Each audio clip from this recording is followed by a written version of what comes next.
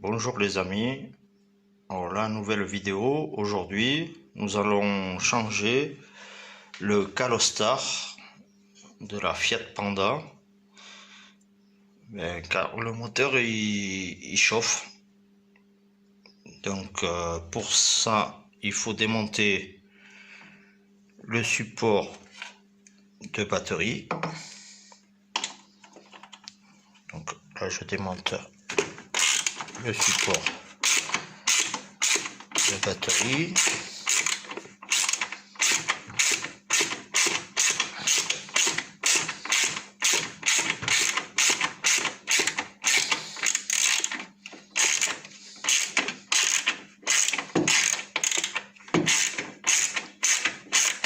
Alors vous avez trois vis, hein. Donc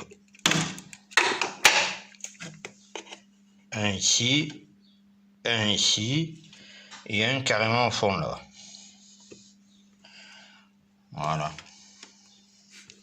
Donc celui-là pour le remettre c'est pas évident, mais petite astuce. Je vous montrerai.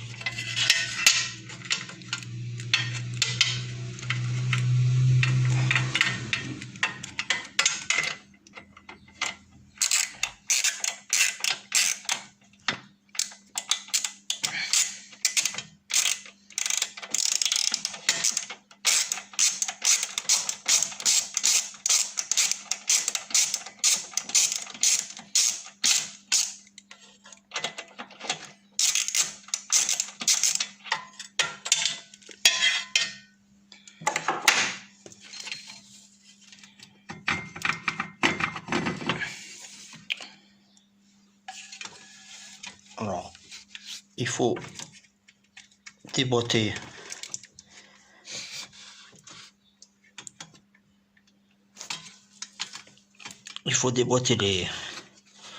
les supports de gaine électrique.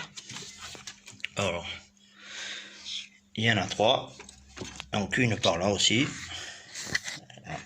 On va pas voir.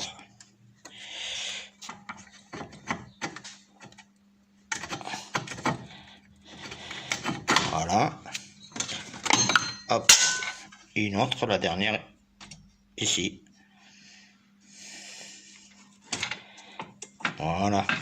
Donc, on ouvre bien les gaines, les crochets, quoi. Et on retire le support de batterie. Voilà. On met ça de côté. Et là, on va voir, je sais pas. Hop. Donc, voilà le... Non, attendez.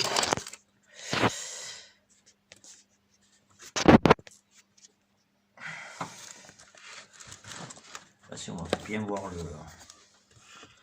Voilà, il est là. On le voit, il est là-bas dessous. Donc, je démonte les durites. Avant, je fais la vidange du circuit et je vous reprends après.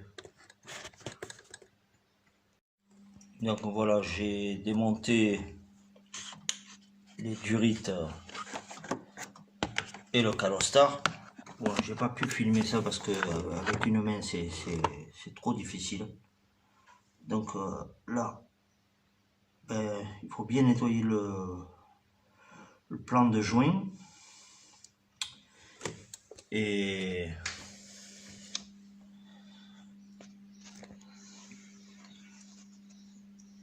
donc voici le calostar neuf. Voilà comment ça se présente sur ce modèle. Donc là vous avez la sonde et les deux durites qui viennent se mettre à ces endroits là. Donc je remonte ça et je vous reprends après. Voilà, le calostar est remonté. Donc faire attention quand même avec ces fiches là, parce que vous voyez le petit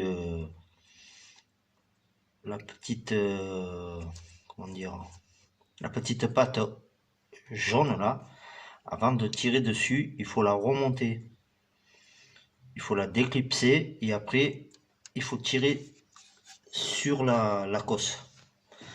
Parce que ne faites pas comme moi, parce que au début j'ai tiré dessus et sur une des cosses, j'ai cassé la petite le petit frein quoi, qui se trouve ici là. Vous voyez. Donc maintenant, je sais qu'il faut pas tirer dessus quoi. Voilà, j'ai la durite à remonter. Hein, pareil, bon, je peux pas filmer ça parce que c'est un peu compliqué à filmer avec une main. Donc je préfère laisser comme ça. Donc après avoir remonté la durite, on va re-remplir de liquide de refroidissement et on va procéder à la purge. Allez, à tout à l'heure. Alors voilà, on se retrouve. Donc les durites ont été remontées. Et comme je vous disais tout à l'heure, alors pour remettre cette vis là, vous voyez qui se trouve, cet écrou je veux dire, qui se trouve au fond là, on n'y arrive jamais parce que à chaque fois elle tombe. Alors moi, ma petite astuce, je mets un petit morceau de papier dans la douille. Après, hop, et vous voyez, la vis, elle tient. Et après je descends, hein, je vais remettre la vis comme ça. Petite astuce qu'on n'a pas d'aimant.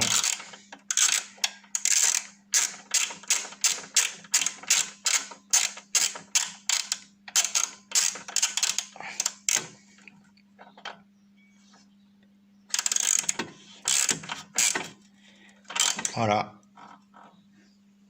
Hop. Bon, je fixe ça, je remonte la batterie et on se retrouve pour la purge.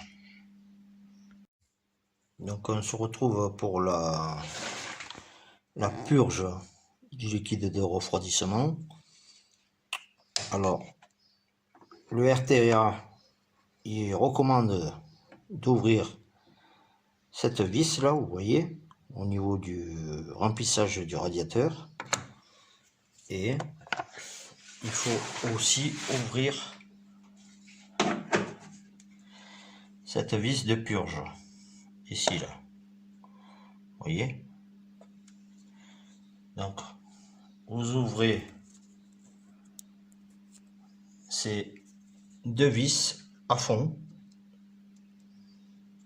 Donc, j'ouvre les deux vis à fond. Voilà. C'est là pareil. Voilà, pour Donc on ouvre la vis qui se trouve sur le côté du radiateur.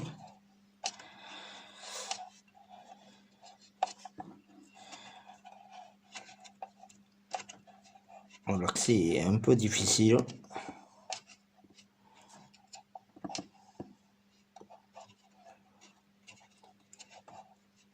Donc voilà, j'ai ouvert le vis.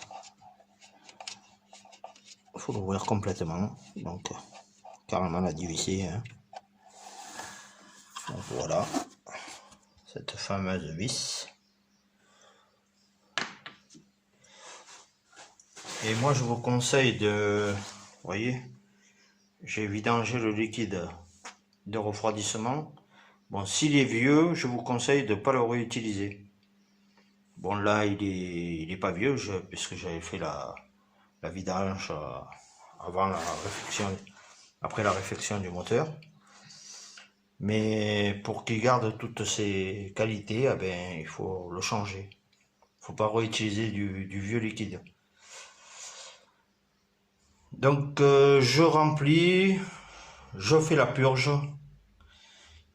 Et voilà. Et on se retrouvera pour une prochaine vidéo. Merci.